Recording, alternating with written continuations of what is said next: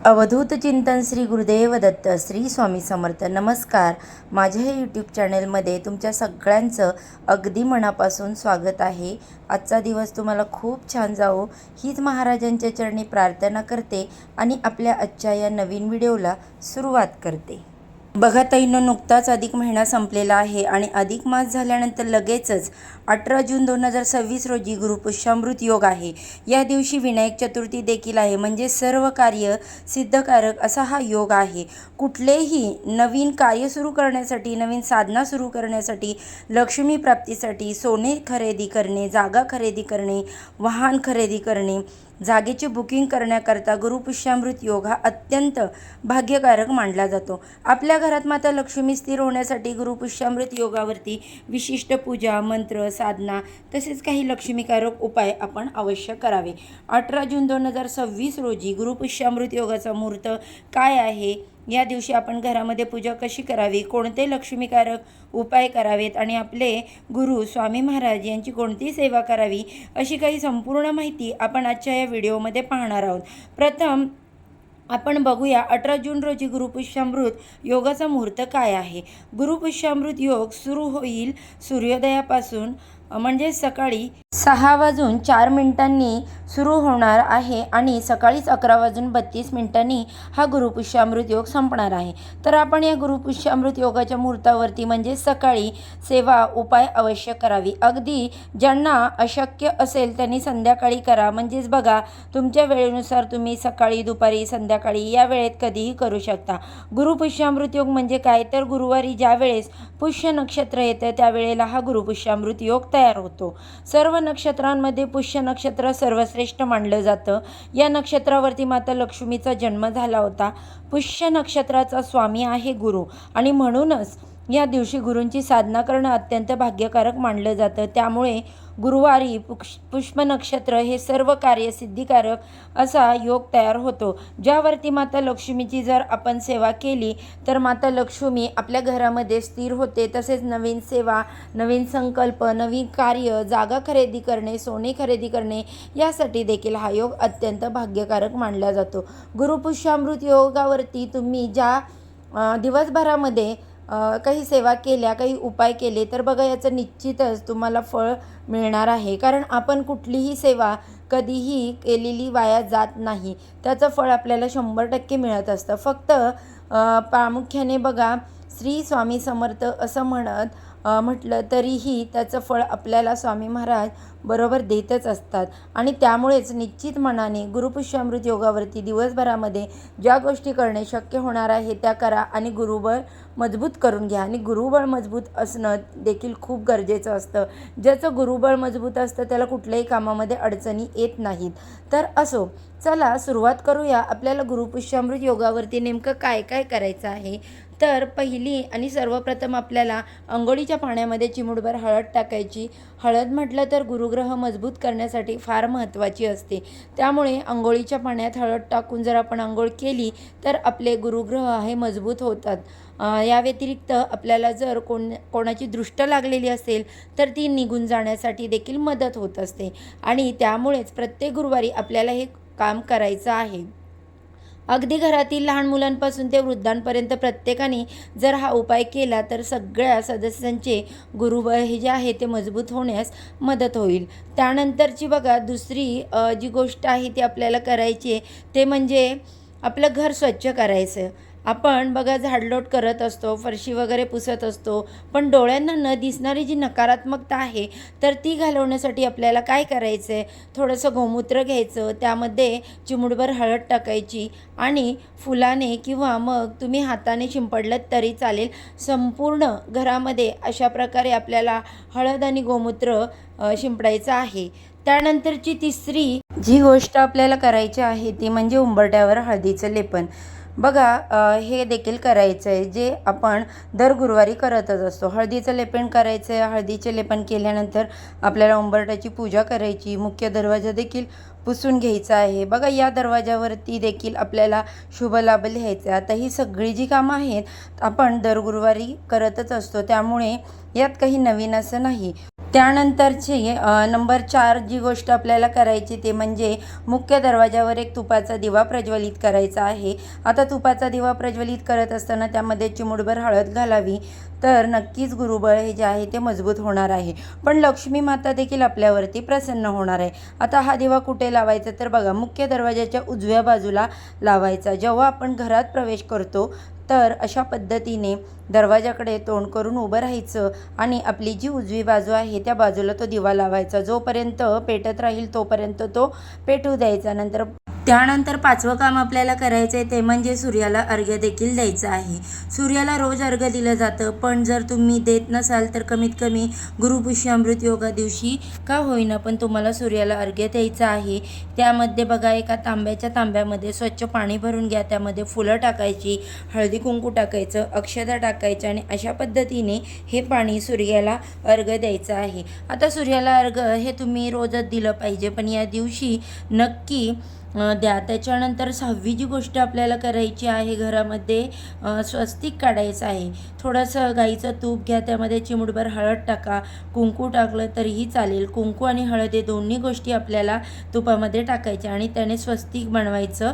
कुठे कुठे तर बघा, मुख्य दरवाजावरती, त्यानंतर तुळशी मातेजवळ, त्यानंतर गॅस शेगडीवर किंवा तिथल्या ज्या एखादी टाईल्स असते त्या टाईल्सवर जरी तुम्ही हे स्वस्तिक बनवलं तरीही चालेल. त्या बाजूला 2 उभ्या रेषा देखील द्यायच्या आहेत आणि मनोभावे आपल्या घरातलं वातावरण मंगलमय होण्यासाठी प्रार्थना करायची. कारण स्वस्तिक म्हटलं तर मांगल्याचं प्रतीक असतं. स्वस्तिक आल्याने आपल्याला देखील खूप प्रसन्न वाटतं, म्हणजे आपण जेव्हा स्वस्तिक काढतो तेव्हा.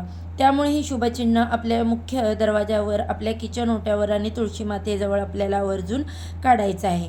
त्यानंतरची 8वी गोष्ट आपल्याला करायची ती म्हणजे आपल्या देवघराजवळ देखील एक तुपाचा दिवा या दिवशी अवश्य लावायचा आहे.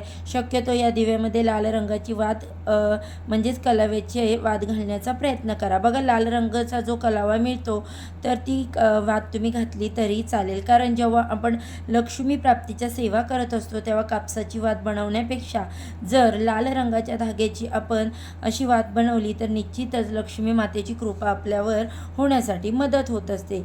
तुमच्याकडे नसेलच का मग तर कापूस घेतला तरी चालेल, त्याला थोडंसं कुंकू लावा आणि त्याला ती वात करून तुम्ही घालू शकता.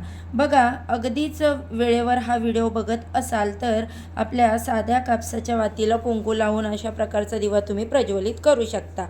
त्यानंतर बघा, 9वी गोष्ट आपल्याला करायची ती म्हणजे तुमची जी काही रोजची देवपूजा आहे ती तुम्हाला करून घ्यायची आणि तुमच्या देवघरामध्ये जर श्रीयंत्र असेल तर श्रीयंत्रावरती अभिषेक करायचा आहे. आता अभिषेक कसा करायचा तर बघा, श्रीयंत्राला पंचामृताने किंवा दुधाने आणि त्यानंतर स्वच्छ पाण्याने अशा प्रकारे अभिषेक घालायचा. अभिषेक घालता असताना लक्ष्मी मातेचा जो मंत्र तुम्हाला येत असेल तो मंत्र म्हणायचा. अशा प्रकारे श्रीयंत्राला अभिषेक घालून झाल्यानंतर ते परत आपल्याला स्वच्छ पाण्याने स्वच्छ करायचं आणि पुसून घ्यायचं आणि नंतर एका प्लेटमध्ये ठेवायचं. प्लेटमध्ये ठेवल्यानंतर त्याची छानपैकी पूजा करायची, हळदी कुंकू अर्पण करायचं, फुलं अर्पण करायची, धूप दीप अगरबत्ती ओवाळून घ्यायची आणि श्रीयंत्राला त्यानंतर आपल्याला त्या श्रीयंत्रावरती कुंकुमार्चन करायचं. कुंकुमार्चन करताना 16 वेळास आपल्याला श्रीसूक्त म्हणायचं आहे. जर 16 वेळा श्रीसूक्त म्हणायला शक्य नसेल तर 1 वेळास म्हणा. त्यानंतर 16 वेळा विष्णू गायत्री मंत्र म्हणायचं आहे, 16 वेळा लक्ष्मी गायत्री मंत्र म्हणायचा, 16 वेळा कुबेर मंत्र म्हणायचा असतो आणि 1 वेळा व्यंकटेश स्तोत्र म्हणायचं. या सेवा तुम्ही तुमच्या श्रीयंत्रावर करून बघा, निश्चितच आर्थिक अडचणी सुटण्यासाठी तुम्हाला 100% मदत मिळणार आहे. बघा, जेव्हा आपण लक्ष्मी आणि भगवान विष्णूंची एकत्ररित्या सेवा करतो ना तेव्हा आपल्या संसारात त्यांचा आशीर्वाद प्राप्त होत असतो. आपल्या आयुष्यातील आर्थिक अडचणी, सांसारिक अडचणी सुटण्यासाठी मदत मिळत असते. त्यामुळे श्रीयंत्राची जर ही सेवा तरी भगवान विष्णू आणि लक्ष्मी माता आपल्यावर प्रसन्न होत असतात आणि त्यामुळे ही सेवा तुम्ही आवर्जून करून बघा. त्यानंतर तुम्हाला विष्णू सहस्त्रनामाचे देखील या दिवशी पठण करायचं आहे किंवा तुम्ही जर वाचत तुम्हाला वाचता येत नसेल तर तुम्ही श्रवण देखील करू शकता. त्यानंतरची 10वी गोष्ट, सगळी पूजा तुमची झाली म्हणजे सकाळची पूजा विधी करून झाल्यानंतर आपल्याला आपल्या देवांसाठी नैवेद्य ठेवायचा आहे. नैवेद्य दाखवत असताना शक्यतो सफेद रंगाची मिठाई ठेवण्याचा प्रयत्न करा किंवा पिवळ्या रंगाची मिठाई ठेवण्याचा प्रयत्न करावा. आता मिठाई बाजारातून आपल्यालाच आणायची असं काही नाही. तुम्ही सफेद रंगाची घरामध्ये खीर देखील बनवू शकता किंवा मग बेसनाचे लाडू देखील बनवू शकता. त्यापैकी तुम्ही काहीही नैवेद्य बनवू शकता. आणि देव म्हटलं तर आपण त्यांना दूध साखरेचा नैवेद्य दाखवला तरीही ते प्रसन्न होत असतात बघा. मग अशी काही तिथी जर आपण वेगळे नैवेद्य दाखवण्याचा प्रयत्न केला तर आपल्याला देखील एक प्रकारचं समाधान लाभत असतं आणि कुठेतरी आपल्याला देखील ते प्रसन्न वाटत असतं. तर म्हणून नक्कीच या गोष्टींचा समावेश उद्याच्या दिवशी करावा आणि लक्ष्मी माता, भगवान विष्णू यांचा आशीर्वाद प्राप्त करून घ्यावा. त्यानंतर बघा, गुरुवार म्हटलं तर तुळशीला आपण थोडंसं कच्चं दूध अर्पण करत असतो बघा. आर्थिक अडचण सुटण्यासाठी जर दर गुरुवारी तुळशी मातेला थोडंसं कच्चं दूध अर्पण केलं तर आपल्या समस्या सुटण्यासाठी मदत होत असते. आता तुळशी मातेला कच्चं दूध अर्पण केल्यानंतर आपल्याला या ठिकाणी ओम नमो भगवते वासुदेवाय नमः हा मंत्र 11 वेळास का होईना कमीत कमी म्हणायचा. आता तुळशीला गुरुवारी हळद देखील अर्पण केली जाते. पण हळदीच्या बाबतीत सांगायचं झालं तर बघा, आजकाल बाजारामध्ये सगळं काही डुप्लिकेट मिळत आहे. त्यामुळे जर समजा तुमची हळद नॅचरल नसेल किंवा त्यामध्ये जर काही केमिकल मिक्स केलेलं असेल तर त्यामुळे तुळशी चुकू शकते आणि तुळशीला हानी पोचू शकते. जर तुम्हाला खात्री नसेल तुमच्या हळदी बाबतीत तर तुळशीला हळद अर्पण करू नका. पण जर तुम्ही हळद घरी बनवलेली असेल, तुम्हाला खात्री असेल तर नक्कीच तुळशी मातेला गुरुवारच्या दिवशी हळद अर्पण केली तरी त्यांना देखील भगवान विष्णू आपल्यावरती प्रसन्न होत असतात. कारण भगवान विष्णूंना माता तुळशी अत्यंत प्रिय आहे. तुळशीच्या बाबतीत सांगायचं झालं तर कुंकू देखील आजकाल बघा बाजारामध्ये नॅचरल मिळत नाही. जर तुम्हाला कुंकू घ्यायचं असेल तर ते हळदीचंच कुंकू घ्या, जेणेकरून त्यामध्ये काही केमिकल वगैरे कलर मिक्स नसतो आणि त्यामुळे देखील आपली तुळस सुकणार नाही.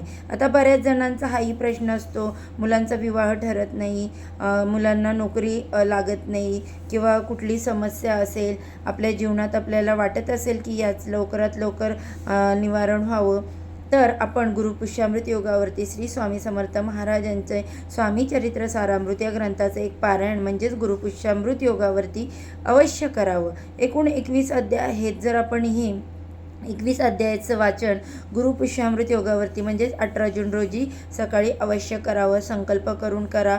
आपण जो प्रश्न असेल आपला तो महाराजांना बोलवून दाखवायचा आणि त्यासाठी ते पारायण करत आहे, माझ्याकडून ही सेवा करून घ्या अशा पद्धतीने संकल्प करा आणि एक पाठी जे स्वामीचरित्र आहे ते करा. तर बघा, झालेली सेवा स्वामी महाराजांच्या चरणी अर्पण करते आणि या गुरुपुष्यामृत योगावरती मी ज्या काही तुम्हाला या गोष्टी सांगितल्या त्यापैकी तुम्ही नक्कीच तुम्हाला जमेल त्या कराल ही अपेक्षा करते. चला तर आजच्या व्हिडिओचा इथेच एंड करते. सर्वांना श्री स्वामी समर्थ.